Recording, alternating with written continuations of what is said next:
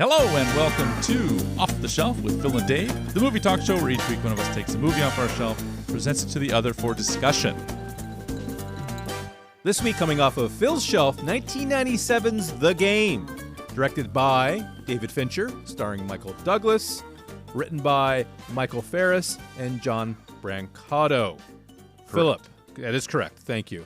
Why is this movie on your shelf? And don't tell me it's because you like games, because you watch games, because you play games, or bet on games. That's a cop-out, which is a good movie, by the way. Yeah, it's a Bruce masterpiece. But why? Why is this movie on your shelf? This is easy. I know. I like games. I play games. Yes. Why not have I bet the on game? games.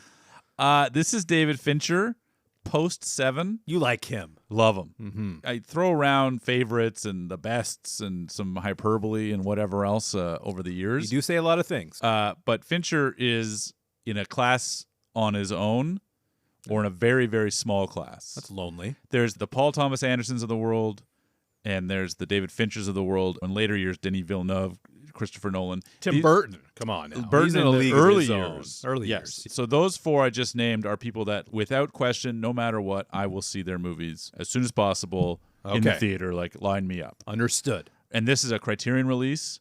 Oh, you like Criterion. So I had the DVD for a long time, and then came out on Blu-ray with a beautiful transfer. No 4K as I have it yet, but that's disappointing. Did you see this in the theaters? 97. Yeah, Take me back. I did not. Wow. I didn't see 7 in the theater either. Big Fincher fan, eh? Well, at the time, 14, 15 years old, I just wasn't quite there yet. All right, we can forgive you then. Right? Yeah. And the issue, particularly movies like this, is they don't last very long. And it's only gotten worse in modern times, but this is like now it'd be like one day. Exactly. Out, yeah. Like if I'm 15, 16 years old, it's just not as easy. I don't drive. Like it's more complicated. When's it playing? Oh, it's a couple of weeks. And at that time I was far less motivated to do it alone. Like it was sort of, oh, anyone want to see the dark David Fincher movie from the director of 7, like let's go see this David Fincher movie, That's guys. right. Come on, loser. I wasn't quite to that extent yet, but definitely when I saw this on the box, game changer. So for me, I loved it. And I would just see anything this guy made. And in later years, I would see it in theater forever. What about the Michael Douglas factor at that age? He was an actor I always liked. Romancing the Stone. Romancing the Stone. Rolling Stones. Rolling Stones. That's my big childhood memory of Douglas. Oh, sure. Easily. But at the time this had come out, I was watching The War of the Roses, which is just a brilliant, hilarious movie to me. Obviously, I'd seen Wall Street. He was just an actor that I loved. I just thought he was always delivering the goods. That time. He's good for a couple good decades in there. Yeah. The 80s and 90s. That's it. Yeah. He's kind of tapering off almost. Yeah, this late is pretty 90s. Close. We joke sometimes about peak. Yeah. This might be peak Douglas. We talked a little bit about him because he produced One Flew Over the Cuckoo's Nest and American President, and that's another one actually that came out before this, a couple years before 95, this. yeah. Right? Yeah. So everything this guy touched, as far as I was concerned, was solid. Until Wonder Boys in 2000. And then Wonder Boys was a downhill. crescendo. And Traffic in 2000. It was really post-2000 this guy really hit a crater. But for me, those first 20 years of my life that he was in, I was all over it. I think I bowed out after Traffic. Yeah. For him. I like Traffic. Sure. I have a lot of fond memories. Just the color scheme. Yes. All the scenes of him were like bluish. Yeah. Quite an interesting movie. Soderbergh having a lot of fun. Yeah. And for me, Sean Penn was another big sell. Coming out from Carlito's Carlito's Way a few 4 years earlier. Yeah. I loved him in Fast Times at Ridgemont High. I loved him in Colors. Like, he was just another actor that just couldn't fail. He brought in James Rayburn. He said, I've worked with this guy 4 years ago. Played a hell of a DA. Yeah. He's your man. Yeah. Let's get him in here. I need scenes with this guy. He doesn't have any scenes with him in this movie. That didn't need to happen, but you just needed to be there. Yeah. And Rayburn is a nice little touch. Always I love that guy. Nice added bonus. Totally. I actually found a term that you've used. Okay. A word. Yeah. I'll bring it up later. Okay. That he says, and now I know where it came from. Little tease. Little tease. Fantastic. Tell me a little bit about your experience with Michael Ferris or John Brancato. Brancato. Yes. Come on. Be easy on me. I know Michael Ferris from Surrogates. I have no idea what that is. I know you don't, and pray you never will. It's a television? No, it's a Bruce movie. Oh, God damn. With, I believe, Vin Rames is also in it. It's a futuristic, you live your life through like a version of you that's not real. Like you're in your home inside something and you're living a life and your body equivalent is out living the like life. Ready Player One, like an alternate Maybe. reality. I didn't explain that very well, Not so at maybe all. I will have to bring it off the shelf. Or cut this part out entirely. I got options. He has written nothing of note to me. Prior to this, he wrote The Net. I did see that, yeah. The Net. Or they wrote The Net, Game. I suppose. Yeah. But he wrote some bad stuff. Catwoman, shot in Vancouver, but terrible that movie. explains a lot. So yeah, just really not great. I'm sorry to hear that. This is peak. peak Peak Ferris, Wow. peak Brancato. They always work together right here. Can't separate the two. No, you can't keep them apart. No. And we don't move forward without the IMDb. I almost forgot about that. So let's back it up, put it in park. Yeah, let's find out See what Old Faithful has to say. what this game is really all about. Yeah. Let's see here. Well, apparently it's about an arrogant, isolated investment banker who is targeted by an enigmatic entertainment company. Enigmatic. That's what I said. Mm-hmm. Plunging into an escalating, reality-bending conspiracy orchestrated by his estranged brother to shatter his emotional detachment. Wow. That's a mouthful. That's a lot of words. You really got screwed on this one. I should have rehearsed it. I struggled with it a little bit, but I think I got the point across. Do you think it does its part in explaining this movie? Does that get you excited? You know the drill. I don't know if it gets me excited, but it does get me intrigued. Yeah. And if I have to admit it, You don't have to. it does sound intriguing. Okay. You can admit it. That's a if you Rayburn. want. That's a reference to the movie. Oh, sorry. Come on. Didn't really watch it. Which, by the way, I have seen this movie. Thanks for asking. I know how lately you've been assuming I haven't seen Correct. all your crap, but I have. Okay. Unlike you in 97, I was going to the theaters. Shocking to hear I this. was shocking. 2 years older than you, and now you've created this narrative where I hate the theater, I don't go to Hate the theater, movies. I spit on the theater. It's not true. I've just evolved, I've changed, I got lazy, yes.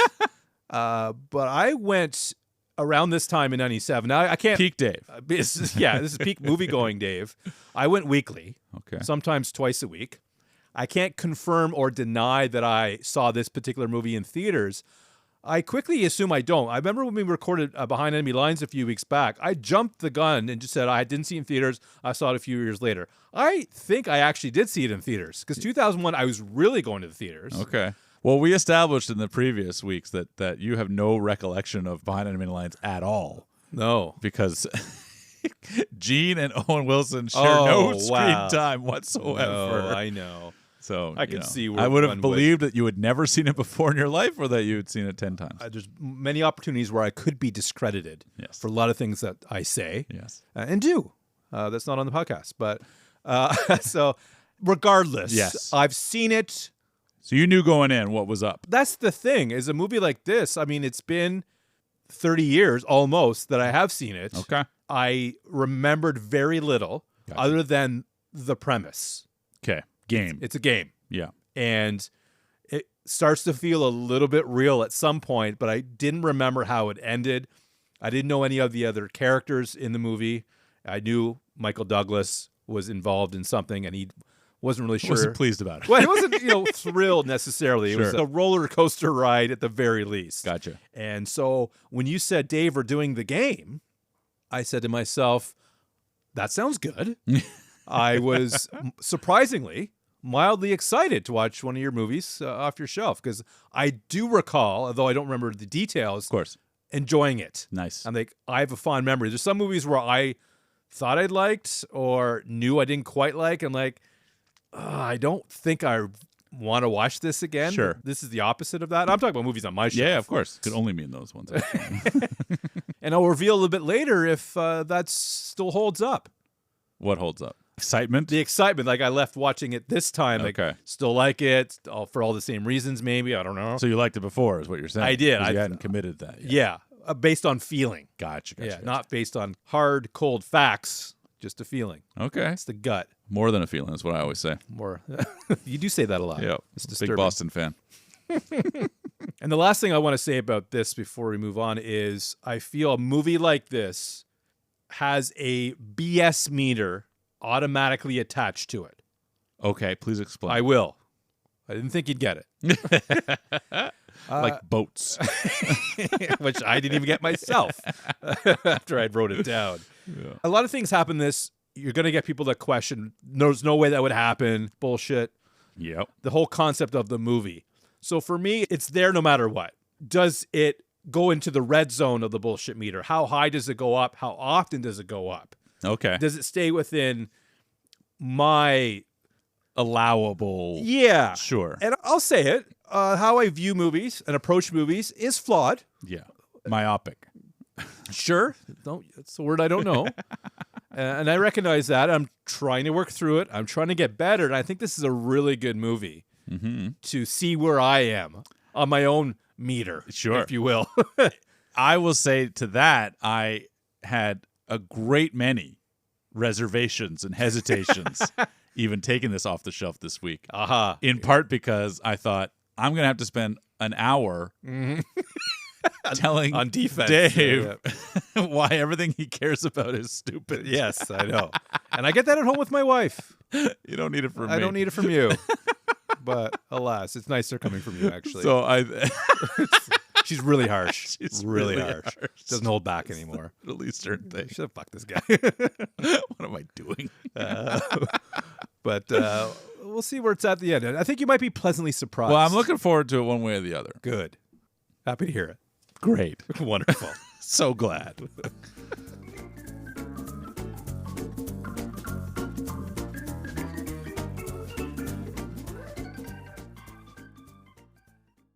Well, let's get in the movie, David.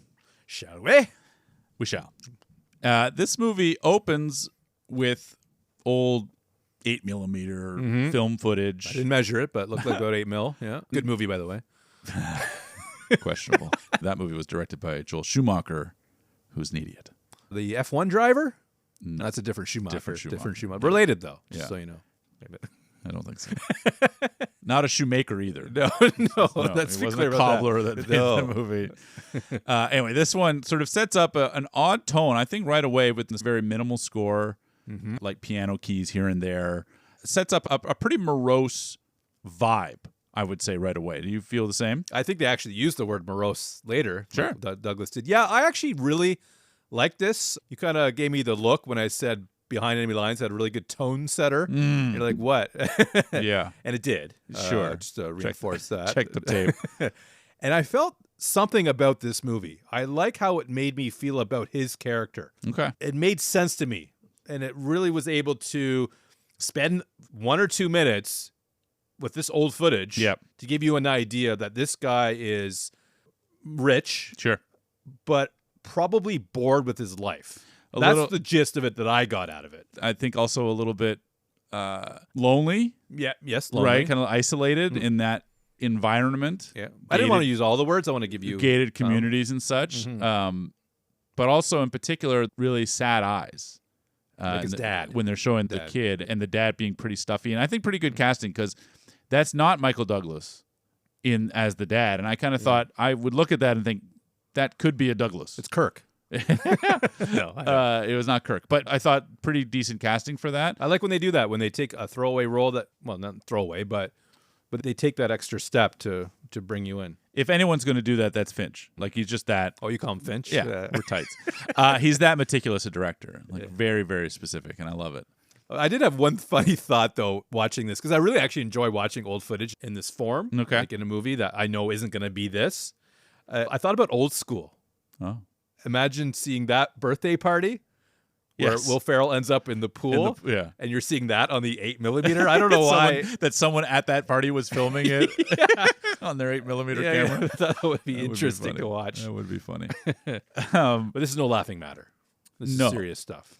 It haunts you a little bit at the beginning, and then we get into what I would call traditional Michael Douglas character business because he's talking about the stocks are down.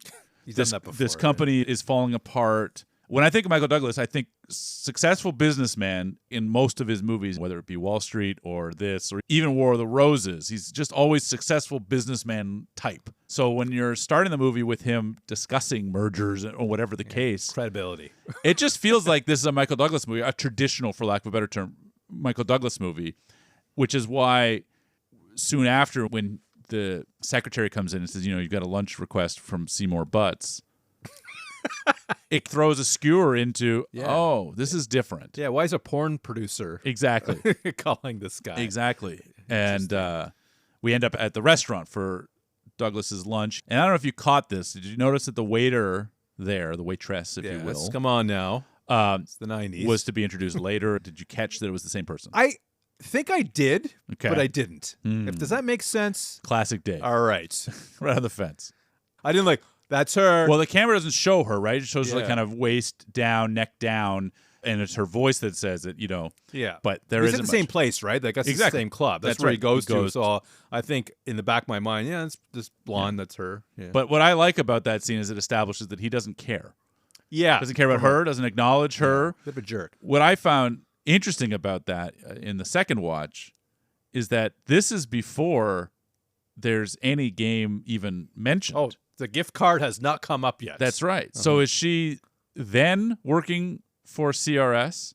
Oh. Or is she someone that works at the club that they recruited to be his waiter 3 days later when another incident occurs? So just things like that the movie begs. It doesn't need an answer. It doesn't even need it. It doesn't care. Do you want one? I can give you one, though. Please. I'd be making it up, though. Yeah. So That's no different. problem. Yeah. Yeah. But I love that about the movie because it sets it up as if it could be something, might be something, is this something? And it really, in the end, doesn't matter. There's another character in this movie that is like that as well. I'll talk about later. After my first watch, I'm like, wait, that doesn't make any sense. Okay. And then when I rewatched it, I'm like, oh, wait a minute. That was set up as part of the game. So it actually does make sense, I think. Sure. But you'll confirm it for me. But that's much later in the movie, and I'm going to make a big meal out of it. Okay. It's going to be very interesting. Good thing we didn't order the appetizers. No, siree. But it does whet the appetite, I would say, for what is to come because we've got Sean Penn. He's talking about how I just love his character in this. He's smoking in the restaurant. Yeah, it's fine. Don't worry, I'm with you. I'm a Van Orden. I'm okay with it. I was like, get this guy out. I'm that guy. I'm like one of the waiters that comes around calling security. Sure. No, I won't stand for this. No. But not my they let it go. They did. And he gets a free jacket, which I also love. He's got to give it back, though, I think. Yeah, that's what they say. But he really starts to pitch CRS. He talks about how he did this thing. He's better than ever. He's off therapy. He's off the pills. Off the pills. Yeah, he's kind of living a whole new life. Flourishing, one would say. He doesn't know what to get the man who has everything. Gives him the gift card, as it were, for Consumer Recreation Services, CRS. And he says it's the best thing I ever did. And Douglas, to his credit, says, I don't like surprises. Well, he's in line for one right now. That's right, because they sing happy birthday. You ever had that happen at your restaurant? I hate that. Yeah. I don't know. If I did, I blocked it out of my memory. That's how much I don't like it. Okay. Stormed It's out. happened to me a few times. Really? Yeah. I think you like it, though. I love attention. Absolutely. Yeah. You might pretend not to. I go on days that aren't my birthday just to get that Yeah. adulation, the clapping, and the you have singing. a few fake IDs, eh? Yeah, I got about 4 or 5. Yeah. I don't want to overdo it. I don't want to blow my cover. I like free cake. That's what I'm talking about. Give That's me a it. free dessert. Give me a sombrero. Dance me around a little bit. Tickle my balls. Go conga line. Yeah, maybe. just something. Give me a little something for the effort here. I'm all over it. Yeah, I believe it. I knew you were going to ask me that. I should have been more. I should have did it ever happen to me? I think it actually low key did, as the kids say. Low key. Yeah. Girlfriends to the waiter. It's his birthday, and then we get a free cake, but no one comes around. I don't think that came. Oh, that's missed opportunity, man. Yeah, I love it. I'm redhead. My shade of skin goes very red in those situations. It's fair. Yeah. In the next scene, I noted something that recency bias. You commented in Behind Enemy Lines. I'm trying to really get Defend that movie that, out. right? Not defend it, just get word of mouth out. Watch the movie. It's great. Just the first one. Yeah, okay. Not the other 11. Sure. But he has that little business card from Sky News. Yeah. And Douglas is at home at this point, talking to his ex-wife and so forth. And he pulls out the CRS gift card. Yeah, but that's different. I know it's different. That's so different. It's different because it works. Because it's better. Because it's your movie. Well, that's why it works. It's the next scene. Whereas in Behind Enemy Lines, the whole movie is fucking hinged on this business card he happens to have in the third drawer of his. We can just go right to the next scene. Do we need that? We just show him up in the building where it says CRS. Yes. Hey, let me pull this out. Like, I got this right here. Yeah. So they didn't have to have that scene. I think it was more about the conversation. Correct. It's on his mind. Yeah, 48th birthday. He wasn't sure what to do. She talks about how he was 48. He just turned 48. His dad was 48. So did I. You're 48. This is hitting home for me. Yeah. So I'm going to tell your wife. Keep an eye on the roof. I was on the roof. Not for that, though. Leaves. Gutter. That's the other reason to be on your roof. That's why she wants me on the roof. I actually haven't done it yet. Oh. Ladders. Not a fan? Going up is fine. Coming back down. I was on a roof a couple years ago, and I had no problem getting up, but the getting down, doing like the reverse and looking behind you while you're going backwards is challenging. A little bit like Gomer Pyle in Full Metal Jacket. Maybe. Well, if you had seen the movie. I did. And where Vincent D'Onofrio was climbing up the obstacle and he couldn't get over. Oh, yeah. No, I had no problem getting over. He ended up quitting and couldn't handle it. I mean, it's just about the descent. Yeah. So different problem. You can get over, but you can't get down. Same IQ, different problem. Different problem. Fair. But yeah, point being, CRS, hey, this is their building. Yep. Comes out of a meeting and there it is. Yeah, that's the only thing I felt at that time. I'm like, overall, I was like, okay, that's a little contrived that this building is. Oh, look at CRS. But this is one of the great movies where everything you think is contrived and would maybe otherwise kick you off the movie. It's part of the game. It's all part of the game. You can just dismiss it. And it was about 2 or 3 things. My second watch, like, I can't nitpick that. No. I want to. Yeah. Believe me, I do. Sure. But I can't.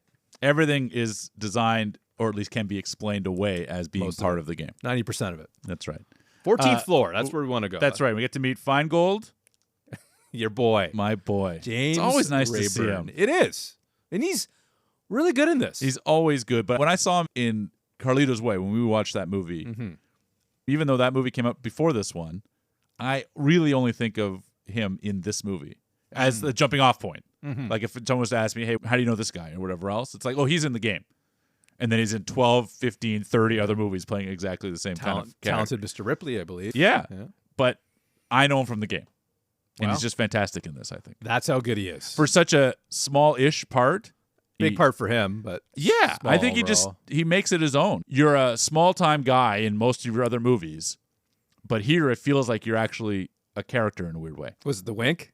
It's the wink. It's all of it. It's all of it. It feels really natural in this movie, ironically enough, because it's a game. Absolutely. And this is where he says the word hullabaloo.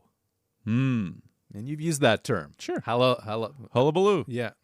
So that's where you get it from. Yeah, you know, Mowgli said, hello, Baloo. Is it an origin story? It's a Jungle Book reference. I haven't seen it. Some of the kids listening, never heard of it. They'll get that. The Jungle Book. This, to me, is where Douglas really shines for the first time. He gets to play against type.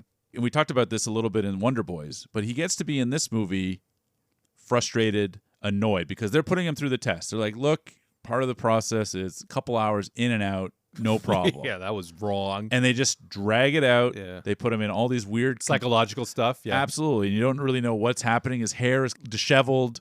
He's angry. You can watch his tone, his face, his body language. He's looking over his shoulder. He's also suspicious in that scene where he's in the dark.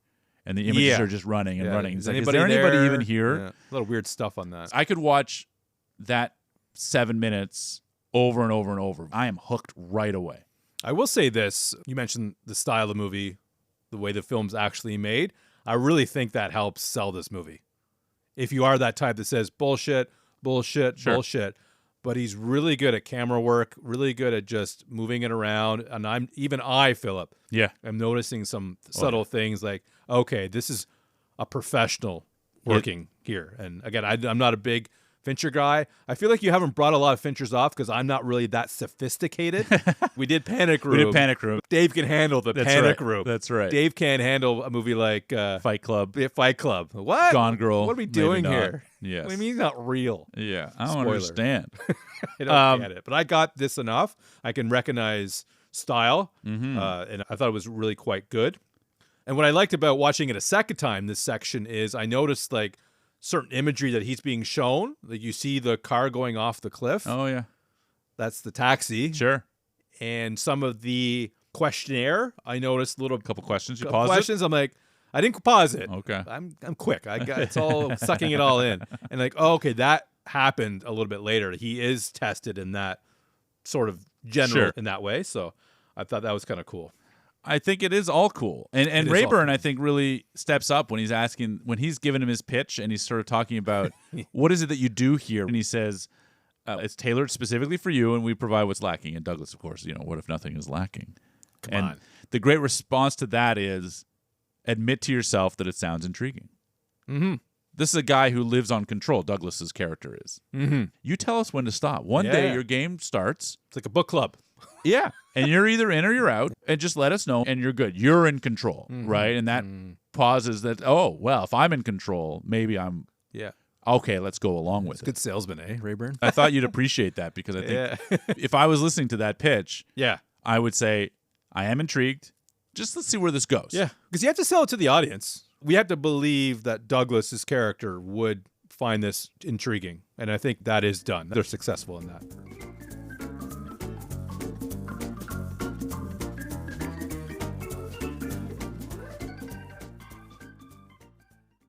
I thought you would appreciate an opportunity to slow things down, head to the club. Play some squash. You ever played? No. No. Me neither. I've eaten some squash. Yes, you have. I can tell. Don't know what that means because it's pretty healthy for you. It's pretty good. That's a compliment, buddy. Enjoy it. Little butternut squash. You look great. Yeah. Got all the vitamins and minerals. So many. I think I actually did play squash with Mike once at that place by Billings Bridge. RA Center, maybe? Sure. You don't know what a place like that would look like. I understand. No, I've got one right around the corner. You play badminton, though. Yes. There you go. Yeah. That's something. It's not something anybody cares No, about. No, maybe not. Something. It's questionable at best. But he's at a club, and I think I saw Mrs. Croc. She's at the club. Loves it there. So desperate to go. Yeah. Laura Dern, where are you at? Yeah. And I actually noticed the camera work here. Is this something, or am I digging too deep now, where he's at the locker, and the camera just goes past Fincher's lockers? camera work in this movie is phenomenal. Yeah. And you notice it later in the car scene where he pulls up to the house. Like, it's just the camera is always doing something impeccable. It's one of those things you may take for granted, or you may wonder, why is this movie better than it should be, or why is it just really, really good? It's that. Yeah. It's things you may not see with the naked eye, but it makes it a more interesting movie. It's the subconscious at work. Those decisions are made by people. Yeah, smart people. Smart people, capable director and cinematographers. We're idea people, Phil. That's what right. we are. But they're going to put that together, and that's the best way to tell the story. And you put on this lens, and you put on that dolly track. And that is... Now it's interesting. Yeah, somehow. I mean, you look at something like De Palma, which we talked about in Carlito's Way, where And Draft Day, yep. It's geography, and it's setting a scene, and it's tone, and it's all of those things, but it's also a little show off of the camera work you can do. And I don't find any of the camera work in this to be showing off. No. Something like Panic Room, though, was a little bit. That was I showing. can, and I want to, and that's the raison d'etre for doing it. It's like, I'm going to make this movie as showy as possible. Yeah. And it makes sense in the terms of the type of movie That's that right. you're showing, right? It's about the house. That's right. It's about this So how do you thing. make that interesting? Because Yeah. otherwise it's just 3 floors and a stairwell. And a panic room. to Which is boot. pretty cool, though. Totally, but how can you keep that engaging and interesting? And this, with the lighting and everything else, I find all of it so subtle, but it is all, if you looked at it, perfection. You're maximizing that moment. Totally. However small or big that moment is, because this is just 2 people talking at the end of a bank of lockers in a club. I've made this joke before about the movie Phone Booth. How could you make a movie where the guy's in the phone booth the whole time? Yeah. And I haven't seen it since it came out, but I don't recall hating it. Never saw it. You know who directed it? Fincher? Joel Schumacher. Oh, it's a Schumacher. It was a Okay. Schumacher. Yeah. That's why I never saw it. Oh, yeah. Yeah, that's right. The only Schumacher film you ever saw was Batman 4. Probably. Well, unfortunately, he did 3 and 4, but luckily, the next scene, the feeling I have when watching it brings back Batman 2. So that's Tim Burton's masterpiece, Batman Returns. Okay, which we've done relatively recently. Relatively near the end of last year. Okay, connect the Now, dot if you for me. recall, there was a contract thrown over the table to Max Schreck. We did That was a fucking marvel of stunt work. Yes. Doesn't really toss it, but slides it. Slides it. Yeah. So this is a It's tier down. It's a downgrade, sure. Yeah. But fundamentally, it's like I see a contract coming across the table with a low angle shot and the camera coming. I'm like, yeah, that's Fincher saying to Burton. I can do this too. That's right. With my I own owe little you one. flair here. But I love it. He does the slide. He does the swirl, the twist, the throw. right. A lot of Is there a options. knuckle? But yeah, it's a silly throwaway moment that if I wasn't as big a fan of Batman Returns and made such a note of that one, that this one, I was like, oh oh shit, there it is. You got to do it. Got to do it. Meanwhile, what CRS has to do is call Nicholas Van Orton. and let him know didn't make the cut. Didn't take. That's embarrassing. Like, Yeah. what do you got to do to make it? It's one of those things like, I didn't really want to do it, but now I want to do it because you're telling me I didn't qualify for it? No way. And this is a guy we've established games. already. People don't say no to this Yeah. character. Yeah, and they got that from the psych eval. Absolutely. So this is how we play it out. For a movie that, as you said earlier, could be, if you were so like-minded, to tear it apart for Some did. illogic Not this and too methodically. Yeah, how does it even, right? Like all of those questions. Yeah. You can, again, it's the game. It's the They're game. fucking with him right from the beginning. No, sir, you're not involved. Back to my meter, because I'll reference it a couple times. It's in the green up to this point, generally speaking. Well, that's good. We're 30 minutes into the movie. So Yeah. if it hasn't dipped Yeah. or rose, I guess. You don't want to rise. No. You want to keep it nice in the green. Just so you know, green, yellow, red. Gotcha. Yeah. You know what? I'm going to throw an orange in there. You're going to go 4 tiers? I'm going to go 4 tiers, just like the weathering system. Okay. All right? Yeah, mark it down. I just did. I would say this moment is when it gets ratcheted up. Of course. Right? Yeah. We're 30 minutes in. We've gone through some of the psych eval. We met Conrad. We have a sense as to who Douglas is. And he's been rejected. He's maybe feeling a little dejected. I like how he tells Conrad, "No, I'm not going to do it." That's how he contains his power, right? He's exactly. sort of like, I decided it's Yeah. not for me. The timing is bad. yeah. Can't admit defeat. I can easily. Absolutely. Get used to it. It's fine. Yeah, exactly. This is the first time it's happened for him. Yeah, when I win, I'm like, what? No, this can't be right. No. Take it back. Yeah, check the tape. I'm not interested.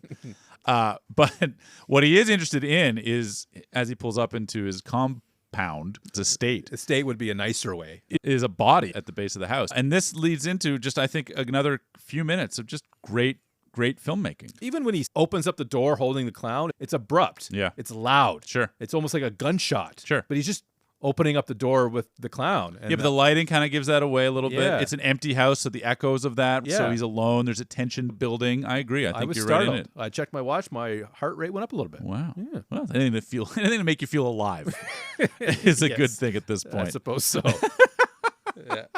But he puts the clown on the chair Got to be comfortable. in comfort and a contemplative state of mind. That, sure. And- Him or the clown?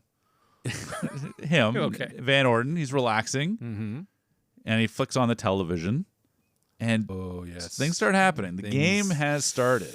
This is the one of only, I think, 2 times where I feel like the BS meter hits the red. Okay, red. Touches red. It goes does- right past green and yellow and orange. Exactly. It's mostly yellow for the rest of it. Okay. And then it dips into the orange a little bit. This Okay. actually might be the only red spot. Okay. And it's having the guy on the TV able to be live at the same time. Because news is live. And he's obviously talking to him in real time because he knows where he's standing. He's like, oh, there's a camera here. So I'm like, come on. I did appreciate the changes in the signal. The signal, the auditory, how it's a little bit of static here and there. So from a visual perspective, I thought it was really good. But the execution of it and the plausibility of it, I'm like, I couldn't think of a way that could actually happen. Did you like that it snapped back when someone else was in the room to traditional I did notice that. narrative, Yeah. like traditional news stories? I did notice that. And I thought about, does that make it better or worse? And I'm like, I can't think about this anymore. Because Okay, I don't want to be out of this. course. I'd watched this movie before. I wasn't out of it then. Yeah. But part of the fun of doing this podcast, How quickly can I get out? well, as a 48-year-old, Sure. same as Douglas's character in this, Yeah. really connected here, as being a 16, 17-year-old, I don't have the same Capacity. train of Sure. That's one word you could use. What about you? Are you in all the time, or you question at all anything? The only time in this entire movie that I thought, oh, come on, was the very end. Okay. Everything else, I was on for the ride. As you know, when I check into the movie, I know. I am just on, That's very try and endearing. get on whatever wavelenght it is and ride it out. Except for the other week, but Well, when the wavelength doesn't make any fucking sense, it's a hey, little now. different story. Oh, yeah, and this makes sense. Game, Okay. buddy. I can The use game. your own Psych words Val. against Psych you. Val. You got it. It's right there. It's all part of the game. It's fun, though. I'll grant it that. But yes, let the games begin. It's I on. suppose. It is on. I feel like I'm... Salivating. Yeah, my appetite is whetted. You said that once before. It's an interesting term. I've never heard it before. Whetting an appetite? Yeah. Wetting, what's the one you're licking your chops? Licking the chops. I've heard that one before. Yeah. This is whetting. Or wetting the WH. whistle. I've heard wetting the whistle. Yes. And that is an ET, but whet the appetite is a WHET. Okay. All right, Seth. Deal with that. I went to the grocery store after watching this movie. Okay. I had to pick up some eggs, yogurt. I can give you the whole list if you like. Nope. Cucumbers were on sale, whole bag for $2. But as soon as I walked in, a guy looked at me. Mm. I'm like, what are you looking at me for? Yeah, So what do you know? I know. I know it's just because I just watched the movie. A little paranoid. A little bit later on, I see a security guard, and he's following me, but not. Sure. And this is the Freshco I always go to. I love Freshco. It's a great grocery store, great prices. Not the most organized. Pretty good deal, though. And I've never seen a security guard in there before. Wow. Sorry, that's not true. They're always at the exit, never wandering the aisles. Yeah. To me, that's a first, but maybe I just haven't noticed it. But I'm getting some weird game vibes in here, and I think that's a mark of a good film. Totally. Yeah. This is like that. You know, Douglas is now on alert. Yeah. The guy just staring at him across the... Yeah. That has happened to me a number of times. Oh, look at you. Gorgeous. Of course. You look like Denver over there. Just staring, but not like... It's just like they're looking past me. It's not like they're looking me in the eye. They but gotta look because somewhere. They're looking... Yeah. There is that moment of... What is like, and I'm now awkward, and is it awkward and weird? So this guy plays it great, taps on his lapel. Yeah, a little link. You got a Penn issue. Yeah. Did you notice the nun earlier? Because she was in the cafeteria at the end. Oh, I did not. Yeah, and the guy outside asking for change looked a lot like the taxi guy. I think that is wrong, but okay. My heart's in the right place. Absolutely. But definitely, Absolutely. The nun was definitely in the cafeteria. Yes. I can point out a nun, buddy. Yeah, you know a nun, that's for sure. Yeah, whoopee. But I... I was thinking about that movie the other day. Sister Act? I was thinking about it because my neighbor is buying a house owned by a nun because there's a nunnery behind where I live. Okay. And we're helping with the fence and stuff. And I was asking him, do you think nuns watch TV? So actually, he watched a lot of live sports. Nuns do. And I was thinking, did they watch that movie? I thought it was Nuns on the Run. Oh, yeah. It's a different movie. I think it's probably like a lesser version, better version of it. Completely different movie. And Sister Act. Oh, yeah. And then number 2, Back in the Habit. Yeah, that's a genius tagline. Really? Exactly. Not a very good movie, probably. I liked it. I liked it more than the first, actually. You saw the first Lauryn Hill. You saw the first one in theaters instead of something else, or maybe it was me. It must have been you because the only time I've ever been in that situation was the last Action Hero with Jurassic Park. Oh yeah, I went to Jurassic Park and it was sold out, and I ended up seeing Last Action Hero instead. That's in the books. Yeah, check the tape. Back to this Ink you mentioned. Yes. Ink plays a big role in this. It plays a role. I don't know how big that role is necessarily, but big enough. Is there. It's not as much as Octopus Ink. You ever dealt with that? Or Squid Ink. Actually, I think it's Squid Ink. You don't want to get into that. No. Messy. Yeah. That's worse than getting it on your pocket. Absolutely. Work with that. To give you a challenge here. That may be tough to work with. You're right. But no more difficult to work with than Anson Bear. Yeah. Because Anson Bear runs the publishing company. He does. And he's out. His stock is down. He's only behind by like 0.2. Come on here. I love Douglas in this scene because it is classic Douglas to me, and it is his job. My shares went down. What did yours do? Oh, it's only 0.2. Well, that's millions of dollars. So while you're not worried about it, you are failing. Plain and simple. And Anson throws the father thing. Yeah. Your father. We were friends. I like that in movies. Like it's pretty common when you're dealing with business. Like I used to deal with your father. Yeah. And now I'm dealing with the son, and the son's a complete dick. Totally. You know what I mean? But I don't think he's dicky. And I think his dad would probably have the same problem too. Possible. We don't know. Right? It's your job. You got jumpy. We don't know. You've got projections. And he says, in this case, projection is everything. So you fucked up and you have to go. And this is I love this embarrassing. Because, he's sort of calm, cool, and collected. This is his character. And he goes and he's trying to say, like, you're out of job. Your severance package inside this briefcase. Yeah. Good luck. Tries the key. It doesn't work. Because I love the misdirection as well. Because you're like, that's shit. definitely going to work. Here it goes. And then it doesn't work. And the game. Why would it work? What's the game? I give him a severance package? That's not fun in the game. Yeah, but I thought maybe it's a different briefcase. So the key actually opens up different things and there's other issues. I love that the game, in as much as it's messing with the characters, messing with you, it's messing with the audience, and in a way that I think it to me never gets to the red zone. And the only little bit of kind of humor that the movie has is when he's trying to he's after beating the shit out of it on the counter to try and break it up. Really good briefcase, which I really enjoy. I've dealt with a lot of briefcases lately, and this is one of the best ones. Very durable. But he calms down. Yeah, a couple drinks. Yeah, get back to the club. Yeah, he loves so much. Yeah, alone. Absolutely, always alone. Was he? He was supposed to be Conrad. Yeah, he was. He's a what do you call that? A little flake, skittish. Perhaps. Sure. He's on edge. Yeah, but bumps into. Well, she bumps into him. That's right. Credit where it's due. That's a full on. I don't know what liquid that was, but that bourbon. I don't think a little bit of napkins is going to really help that. No, club soda and salt though. That'll help clear that up. That's. There it is, folks. Product placement. Yeah, club soda and salt clears up some of those stains. Gives him a new seat, and then he gets the bill. It's like, what am I getting the bill for? Like, A, this is going to be free. Yeah. Which, he's a rich man. Doesn't really matter. Right. They always get the free meals anyway. That's right. But there's something written inside that, but we don't know right away. Correct. But he looks up and runs after. And this introduces a brand new character. Yeah. With the likes of Mrs. Unger. Yeah, Deborah Kara Unger. Notable for me only in the movie Crash, a David Cronenberg movie. Yeah, with, I read James that. Spader and Holly Hunter. I hadn't seen it, so it's pretty fucked up. Yeah, it's people that love basically like they will fuck your scars. You get in a car accident. Yeah, bring that off the shelf.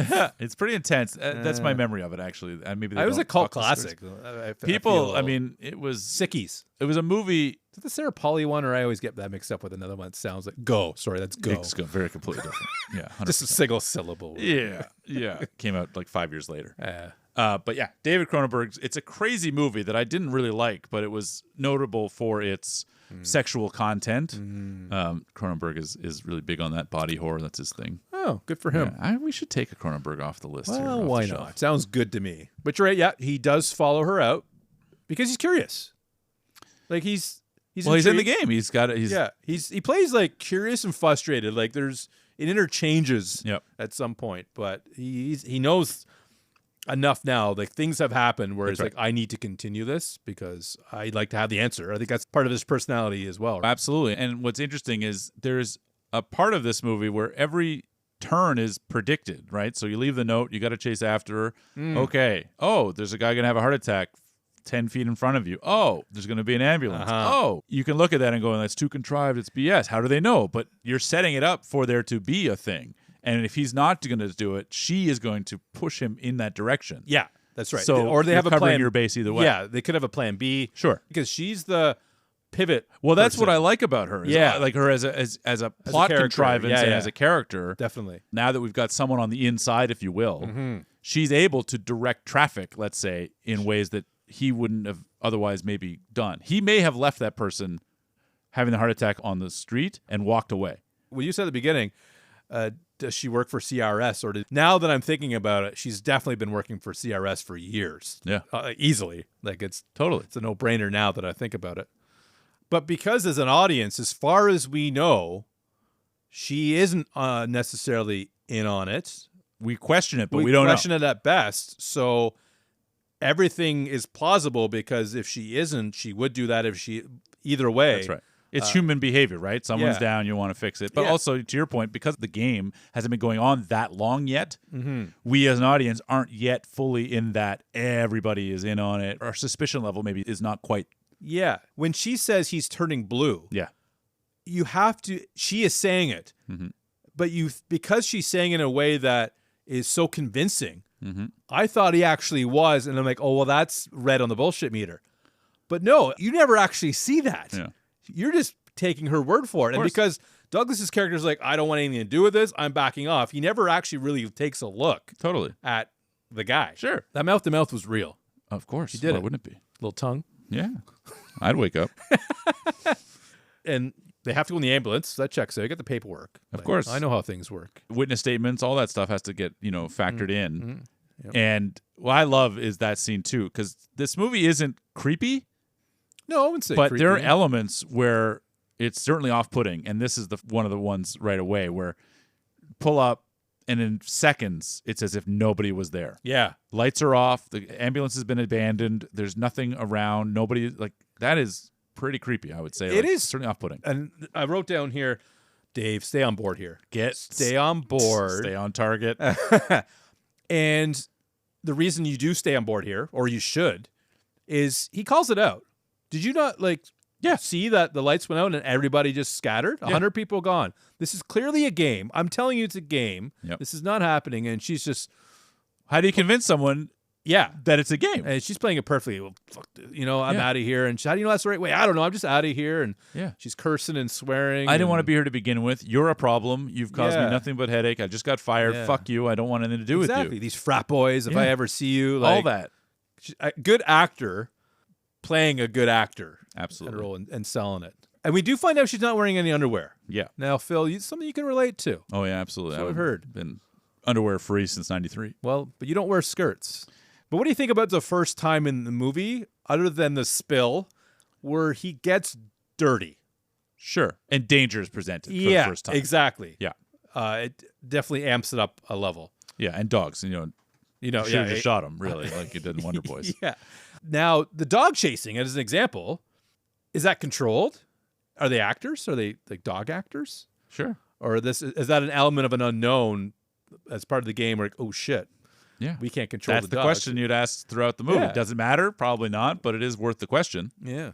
I mean, dogs can be trained. Obviously, you watched 15 years of Frasier. I'm sure you understand. Well, I was thinking more of The Littlest Hobo, Canadian show. Yeah. Okay. That's a great theme song.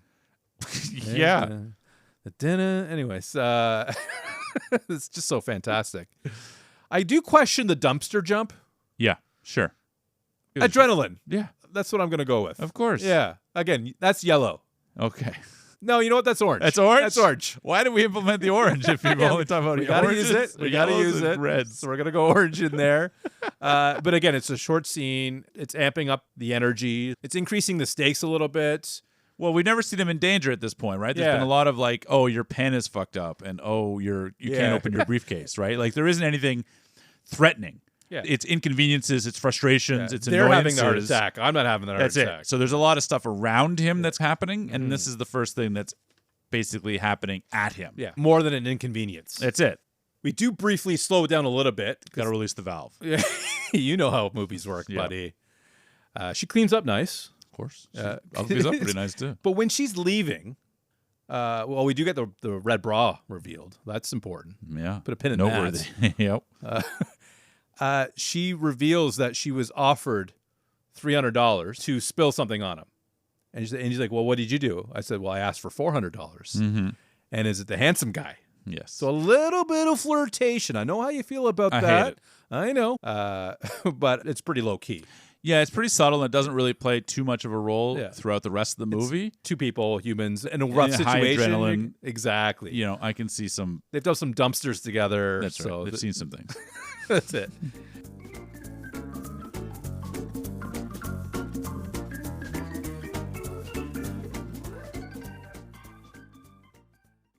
He's been informed. His American Express is at the hotel. I don't know why. Okay. But he gets there, and he doesn't know why, but they're full of pleasantries. Welcome back. Yep. Thank you for coming by. It's 5-star. You're supposed to give me a key, remember? And he's thinking it's CRS because they've been giving him keys. The guy on the television said, there'll be a lot of keys. This is how you do it. Pay attention. That's the key. And it turns out it's in his pocket. He's confused by that. And he walks into the room, and that is something to see. He's about to get Tom Cobbed. That was my note. Yes. Walking into a situation like, oh, I'm being set up for something. Yes. Why did he not turn off the porn sooner? Didn't mind it. Not very familiar. Neither of us have turned off the porn soon enough. All right, let's be That's clear. True. But yeah, once you take it in, yes, like, oh absorb my God. it, then quickly go into. But yeah, broken stuff everywhere. Pictures. Oh my God. So many Polaroids. So much cocaine. Yeah. Oh yeah, the coke. Love the coke. Yeah. Don't. Listen to yourself. I would love it. That's why I don't do it. That's right. That's why I can't go near it. But I love the, oh shit, I need to, because again, these are things so far it's been inconvenience, it's been frustration. This is a criminal act. He's on the hook for the behavior if they find him with this. That's right. He's on the hook, not CRS. Exactly. Yeah. He's going to be out of a job, his whole career, his life's name, all of it is going to be down the drain, right? So doesn't care apparently. Well, he's panicking. He's trying to clear it up. Yeah, sure. He's actually 100% caring. In that moment, yeah, he pretends not to care next with Anson, though. Oh, sure. You can ruin my reputation. I don't care. Yeah, well, it's bluster. What do you think about that leap, though? That he thinks Anson had to do with it? Yeah. Reasonable. Okay. Maybe not necessarily the Polaroids or whatever else, but fundamentally, this is high stakes, billion-dollar acquisitions, finances. Yeah. You paid somebody to fuck me, right? You're going to sabotage me because I'm coming after you. You want to murky the waters. To me, it makes complete sense. If you look at it on paper, yes. The deal was already falling apart before the game started. Yeah. So those things happening are not the game. Yeah, that's true. But to me, this feels like all game to me. Sure, because you've seen a movie and you're watching a movie. Yeah, but you're not Nicholas Van Orton. At this point, I don't want to be. No, it's getting worse. It's not getting better. But to me, I don't think that this is like a problem. This is like, of course he's going to go. He just fired somebody who's very powerful and is worth billions of dollars. So he has a stake in the game to get back at him one way or the other, game or no game. I know. I personally couldn't see You're that. in the orange zone. No, I didn't say that. High yellow alert here. Anson is a character. I don't think how he could think Anson would be capable of that, but he's confused. He's having a hard time. He's definitely closer and closer to the edge. And we've seen so happen. Yeah. Also, right here is the invisible ink. Like, this is a really ink-focused movie here. Yes. He's got because that's a thing. Invisible ink was big in the 90s. This is a release I signed with this company, except it doesn't exist. Nothing on it, yeah. Invisible ink. The squids, they don't have invisible ink. Exactly. So if very visible. If it is unbelievable to him, it's then unbelievable to everybody, but it's all happening. So what do you do with that information? And the answer is nothing, which is why they're always at odds. He's always fighting to either convince somebody that it is a game or convincing somebody that it isn't the game, because he doesn't know where the lines are drawn.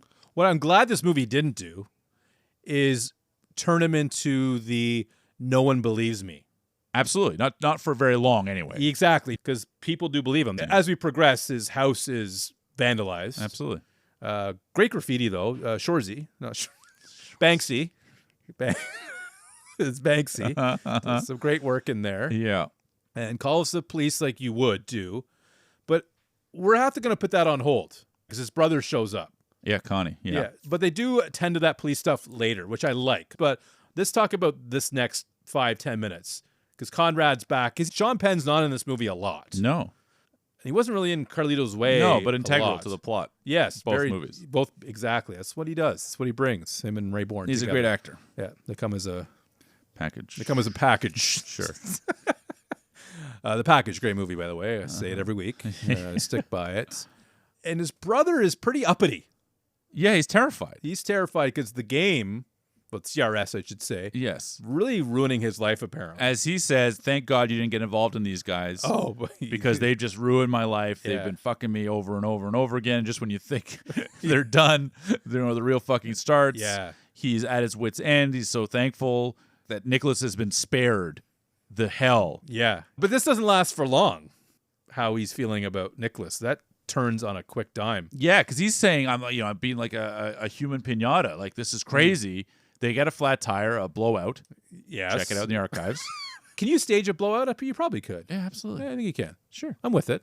Please. Green zone. Well, I mean, effectively, the movie Blowout is about staging a blowout. Oh, He there shoots you go. the tire to pretend as though there was a blowout. Refer to Goes over the that. bridge. Refer Exactly. to that. Yeah, if you'd seen the movie, you might have. That's a real dozer. Unfortunately, neither of them can change a tire. I'm pretty good at it now. I've never had to do it on the go, though. I'm in a controlled environment with the proper tools. Yes. So I can somewhat relate in that situation. Could be a struggle. But he has a glove box full of keys. That's right.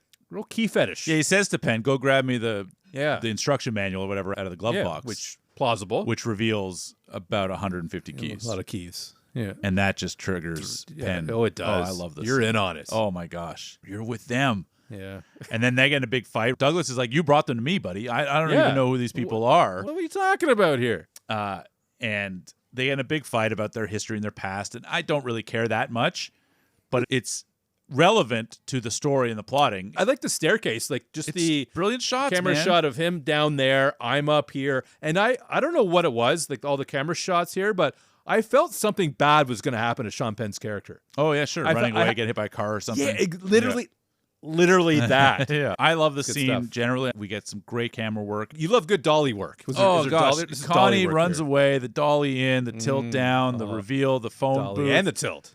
It's everything. You love a tilted camera. That we've established. Yeah. It's all that is really great. And the soundscape, the reveal, just all of that entire sequence as a button to the fight. Mm-hmm. So now if I am Michael Douglas, I am also wondering, is this game or is this not game? This is my brother, and he told me, and now what? Oh, shit. Game or no game. How deep am I into this thing? I don't want to be in it. I don't know what's happening. So I just love that the audience, for most of this movie, to me, is just as confused in the best ways, in like the way that keeps you interested. Whereas there's been other movies where it's so ephemeral that the information is so oblique and vague. You don't like oblique. I don't like oblique either. That you're in a position of, I don't know what's going on and I don't care. Like it's pushed me to the limit of whatever. You've lost me. Yeah, and I've been in that situation. And I've never felt once in this movie where I was lost. No. And intrigued to go further. I hope, exactly. Right? Like, what is next? Because I don't know what's happening. Yeah, just stay out of the red. That's right. One warning, just stay out of the red. Yeah.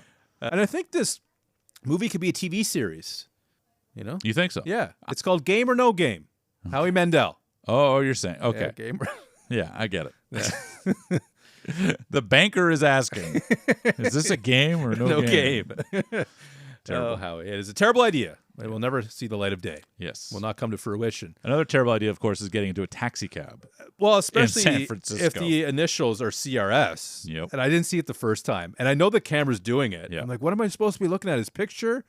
I got it the second time. Yep. Yeah, CRS. There's a couple other ones like that. There's too. one more The that I know of. van Yeah. Very Cable repair services. That's right. Clever. They don't make a meal out of it. It's not close up on it. It's just off in the just periphery. here you There go. it is. If you're paying attention, You it's want to look at it. If not, yeah, it's like Magnolia with the Exodus 8-2 posters that were around. If you remember, there was the rope. You don't remember it all. you're able to get Magnolia twice into this episode. Just anytime I can. It's pretty good. But there's these allusions throughout that of this proverb. Mm-hmm. But if you're not paying attention, it doesn't matter because it's not the point. And then if you do pay attention, it's like, oh, there, I noticed that. Yeah, it certainly elevated his heart rate when he saw that. Yeah. Wants to get out. We already know it's locked. Desperate to get out, can't get out. Yeah. I mean, this is in San Francisco, and we love a San Francisco movie. I love that city so much. Sneakers. One of my favorites. If you recall. Sneakers for sure. San Fran, buddy. Presidio I loved with Mark Harmon and Sean Connery. And there you go.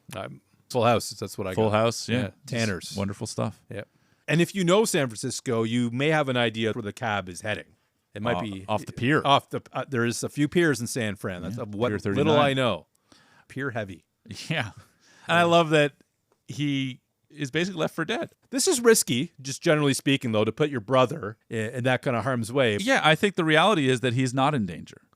He just thinks he's in danger. Have you been in that situation? Of course not. Happened to a friend of mine. Rest in peace. Okay. No, just kidding.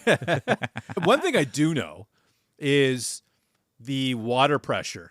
So to actually say you need to push out a window, you can't because of the pressure of the water.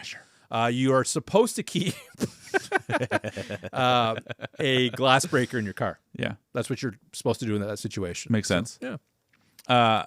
Yeah, I just like the scene overall. I think it's really well executed. I think there's enough terror in there. Yeah, I like how it finishes with him just gasping for air. Like, oh. And that brings me out. Let's talk about it now. I'm not sure if you've ever seen the teaser for this movie. I doubt it. Yeah. It is, to me, the greatest teaser for any movie I've ever seen. Yeah, I probably did because they're all on TV like back then, right? I guess so. And I'm a TV guy. It's a minute and a half. It's really just a marionette type of situation. You know, when you get like the back pain, you get that like weird model, commercial, for the bending and different things. Yeah, it's a good commercial. So imagine that on wires. Mm-hmm. And as we're getting dialogue from the movie, it's just jerking him left and right over and out. Controlling his movements. Yes. Yeah, okay. And then we get Rayburn saying things like, admit to yourself that it sounds interesting. Things like, where'd you get the gun? Put that down. Like, there's all this stuff. Goes crazy. Is getting more and more turned around. And then it ends over black. He pops up for air. The old pop up, yeah. And then it goes coming in the fall. And I'm like, well, shit. I want to know everything about this movie. You must have saw it in theaters then if you're seeing that. Begging your friends, come on, guys. I don't know what it was, but I really regret not seeing it in the movie theater because I would love it. And certainly now I would go if it was revived. Maybe it'll come to Mayfair. Yeah. I just love everything about that. The teaser is great. This whole sequence is wonderful. But we're really now starting a bit of the wrap up. His life is most in danger, and therefore maybe he's at his furthest point before you can kind of start coming back. What do you think about that? Yeah, actually, I like the section of the movie, and this movie does a really good job of bringing you up and bringing it back down, taking those breathers, taking those breaks. And like I alluded to just before the whole Sean Penn stuff, his scene, when his house got broken into, is now he's at the abandoned floor where CRS was. He's got investigators with him. Yeah. We don't know if they're part of the game or not. Yep. And there's no way of knowing at this point in the movie. Totally not. I don't know if they're in the cafeteria later or not. I didn't picture them. Didn't clock them. And what I love about this is it regrounds the movie. Totally. So 2 minutes ago, I'm up in the red a little bit, and here we are acknowledging that his house has been broken into. Yep. The spray paint is illegal in America. Mm-hmm. This and that has happened, and the cop goes, but we don't have motive. Yeah, there's no reason for any of this to happen. Exactly. And another thing that's said is, you signed up for it. Yeah. And then the lawyer says, well, that shouldn't matter. But that's all real stuff. It's all legitimate, right? Exactly. Nothing is contrived. Exactly. If you have any audience members after the taxi scene kind of like, oh, okay, that's a little bit too much for me, this may reel you back into it. Totally. Like, okay, they're acknowledging these things have happened. It's not about him going crazy, all these things. Oh, you don't believe me? Oh, we believe you. We're looking into it. We just don't know, man. Yeah. Like, we got no leads. they're gone. Yeah. That's it. So I think that's what's great, and I think the movie wrestles with that brilliantly. In that it's a fine line, and they do it really well. It's allowing you to both question and accept the things that are happening, and we're the silly audience that like, well, that wouldn't happen. We're the audience saying, well, I guess it did happen, because they're reacting as if it did happen. So you're like, oh, I guess that is a game? Oh, wait, no, that's been disproved. It's not the game, but later it comes back and it is the game. So it just keeps you guessing enough that I find myself, again, totally engaged. Guessing but not confused, and that's the difference. That's the key right there, I think,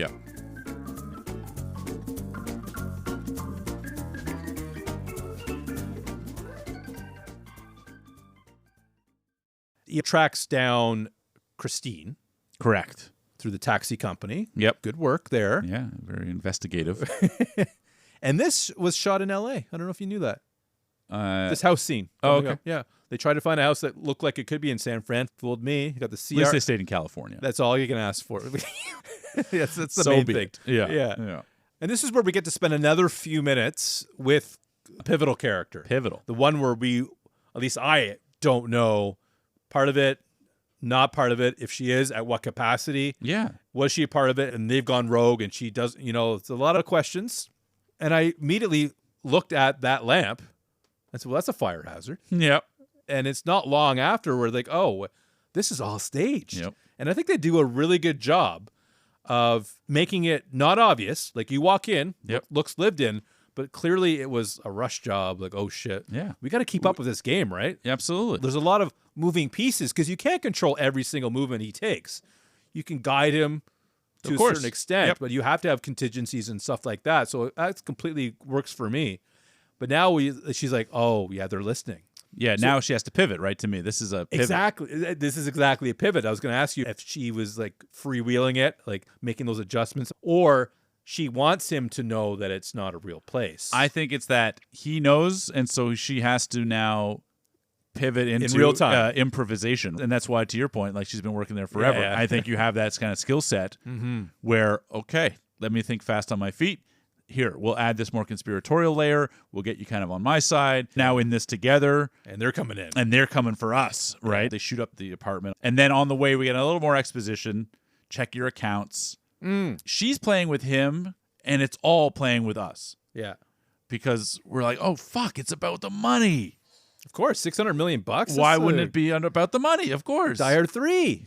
It's about the money. It's all about the money. Come on. I like to think when I first saw it, yeah, I get it. No, not even. Oh, you're ahead of it. This is that other shit was part of the game. Yeah.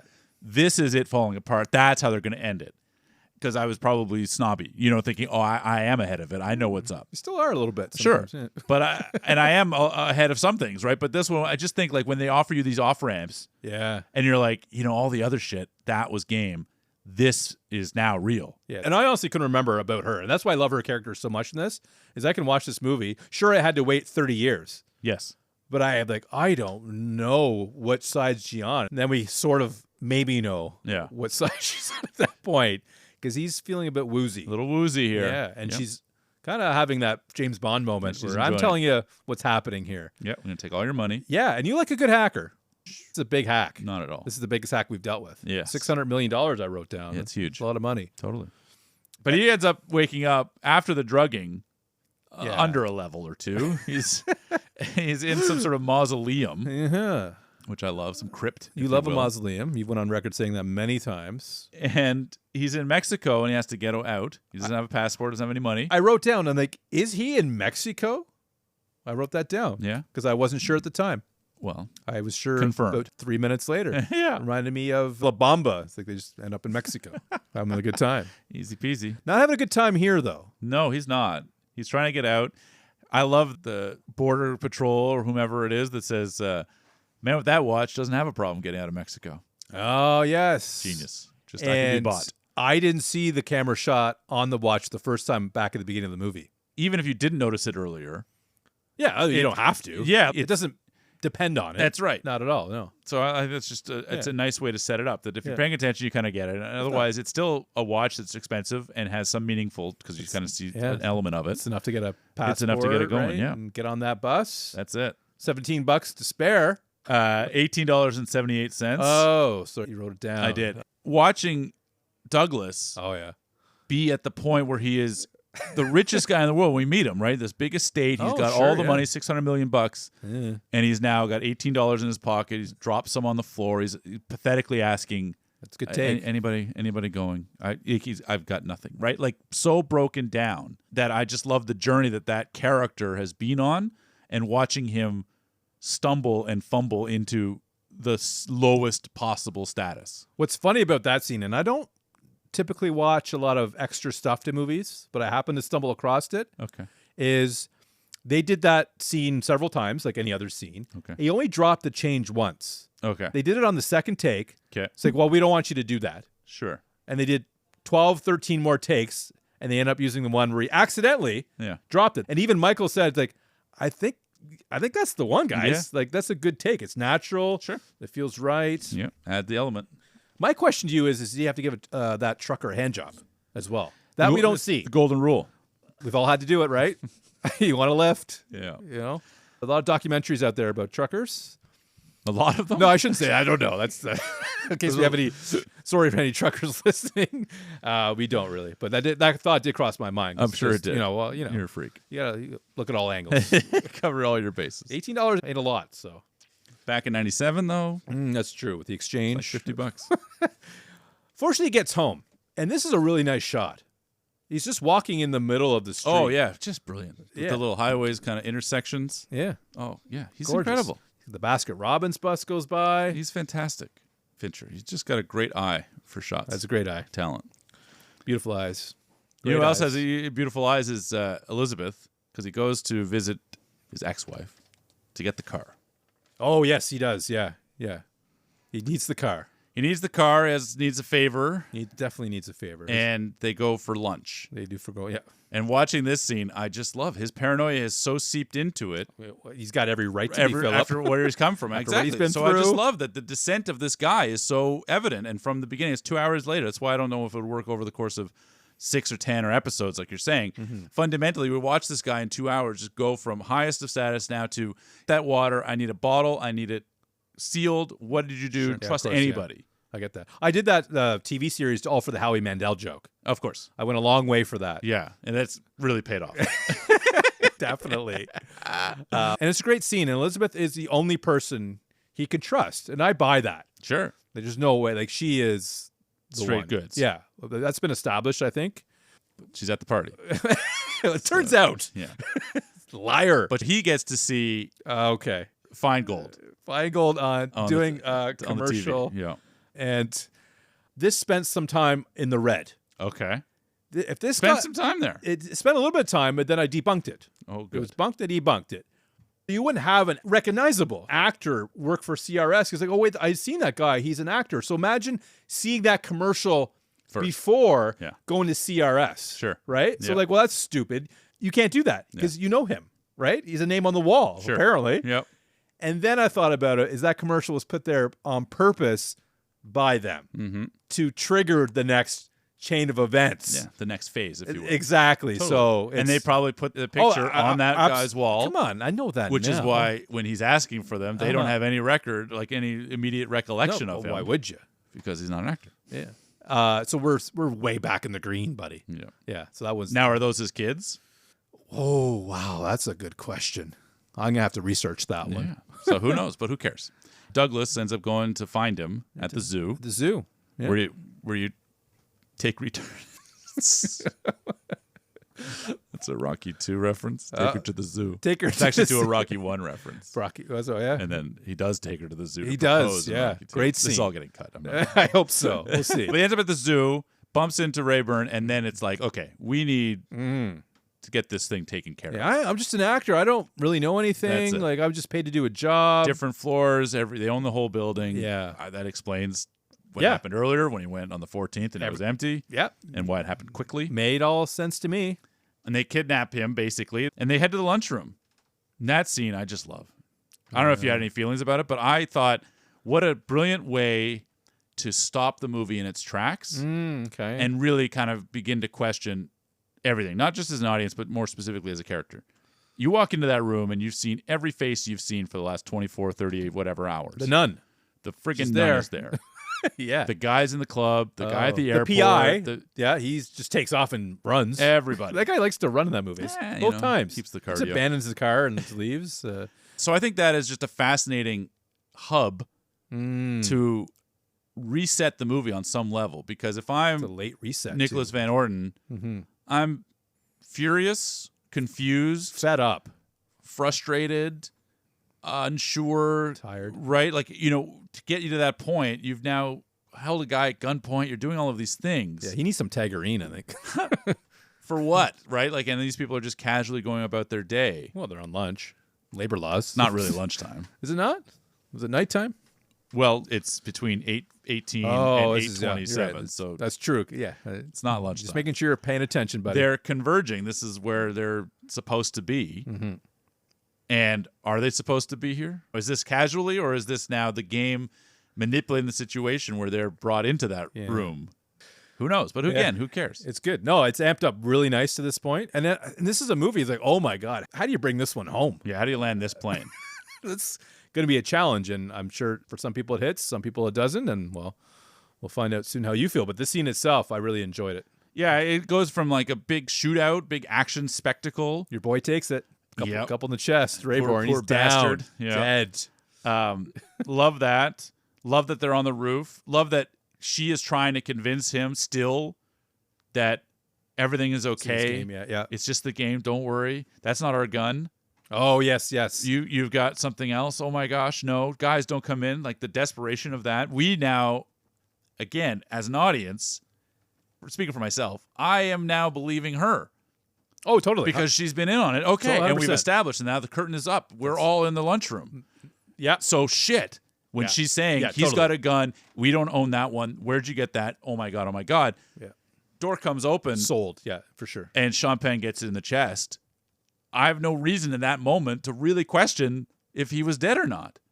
No, really. No. Right? Because Yeah. we see Rayburn and you're like, oh, well, Yeah. because she just told him. No, he's fine. He's out there. Because they were shot with blanks and all that stuff. Die Hard 2. It's taken he's going care to come of. in. Yeah, he's there. We can explain it. But Conrad, you can't explain because all the hype. So I just love the escalation of that, how it punctures the entire scene, and how Douglas reacts to it. He's a great actor. He really nails the scene because he has to convince us, and this is not easy to do in any film, to convince the audience that you're suicidal. Yeah. I struggled with it in A No Way Out, if you recall. Yes. Big time. Yeah. You try to explain it, try to like push back. I didn't take. No.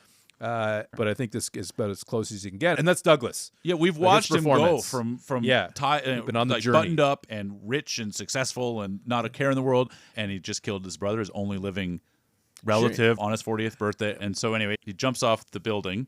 We see flashes of his dad Yeah.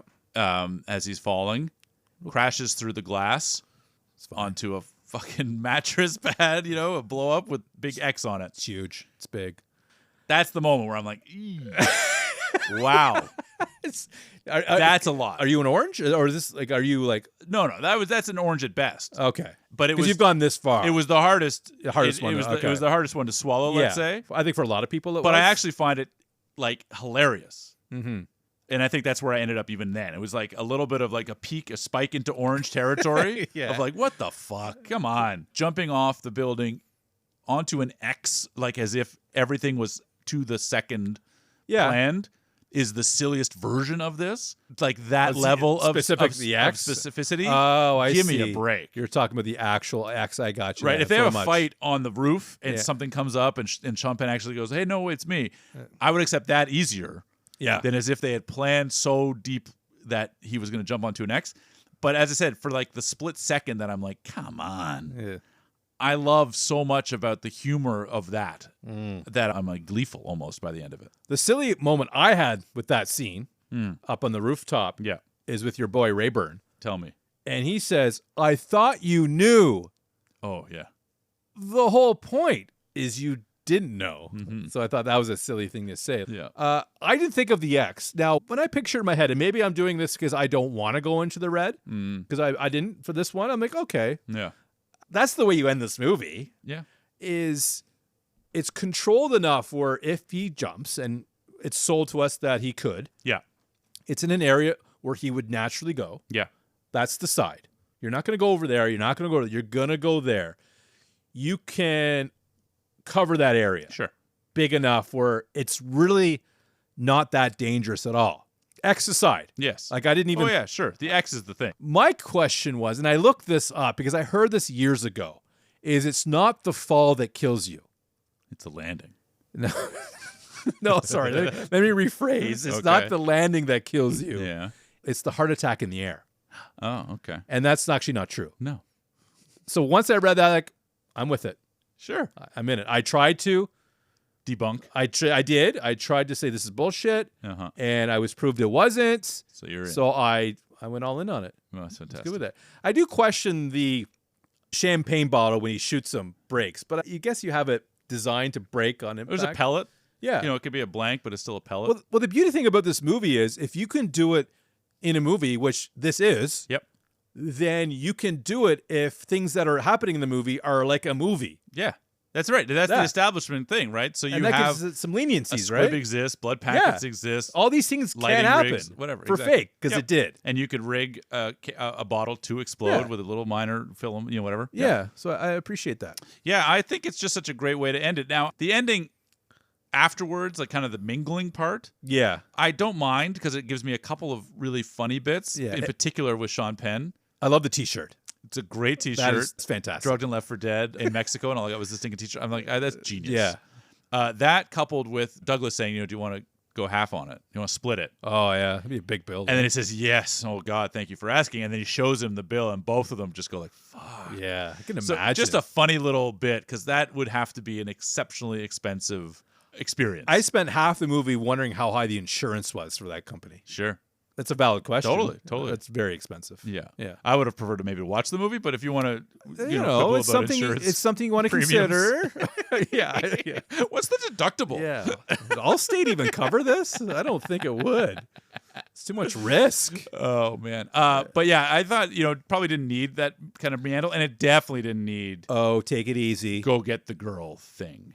That pisses me. You know what? I knew you'd have a problem with it. I know. I Because do you every week. are dead inside. Tacked on. You're so cold-hearted, Philip.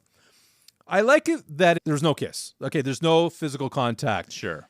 I guess he left the party, which was a little much. Yeah. But just like maybe we'll go out sometime and leave it there. They go to the airport. I know that's you'd too have been far. okay. Yeah. I would leave it at the open-ended. I'll Sure. see you again sometime, and Yeah, you've got 1,000 people showing up to this party. you don't leave your party. Yeah. It's 5 seconds after he landed Right. on the X, But- and he's out for her. But I think a human response. I think maybe not for the movie, Sure. for us as an audience, but as him as a character, I could. Yeah, He I would wants to do get that. his rocks off. Makes sense. That I didn't want to say it. Sure. But yeah, one step too far. That's it. So beyond that, it's the only real quibble I have in the movie. I think beyond that, it's near perfection. I think it's just so beautifully shot. It's so well acted. It's so well put together. And particularly after 7, to me, it was like a solidification that this guy, David Fincher, Yeah. Okay, he can make movies. he's a guy. Because 7 is an incredible movie with a lot of really unique and really fresh takes on the buddy cop, that investigatory situation. So to take that element, darker tones, and really stretch out, to me, I just thought, this is the marking of a genius. And that's why even though I didn't see this in the theater, everything else that guy made, Yeah, it's like I was in the theater on opening weekend. Like I need to be a part of this Yoda to Fincher. because he was just so talented. And so it's a movie I just think is so much fun and so easy to watch, despite it being confusing, despite it being complicated, despite it being 2 hours and 10 minutes. Like I just find it such a breeze. So for me, it's easily on the shelf. So it's staying on the shelf. I think that's what I need to know. Okay. Without a doubt. Now, David, even though you had seen it before, what are your final thoughts on this and perhaps a little tease of what's coming? Before I tell you that, I want to ask you this. Does it go under T for the game or under G for game? That's a good question. Typically under the G. Yeah. Drop the That's what you're supposed to do. Generally speaking. Yeah. Okay, just making sure you're doing things right around here. Yeah, you've got 45 titles with the. That's it. Like it gets complicated. You know what? Let me take it back. Dumb question. Gonna cut it. For me, Philip, I would say this movie is shelf worthy. Okay. That needs to get out. Why I would hesitate to actually put it on my shelf is I feel Unemployment. that's true. Though I could probably get it for pretty cheap. Yeah. As you said, Not there's the no criterion. No, that's your world, not mine. I don't need the 4K version. If there was one and it came out with one, I don't need it. I can probably get away with the DVD. Okay. Just fine, actually. Though I prefer the Blu-ray, actually. I pay a few extra bucks for the upgrade.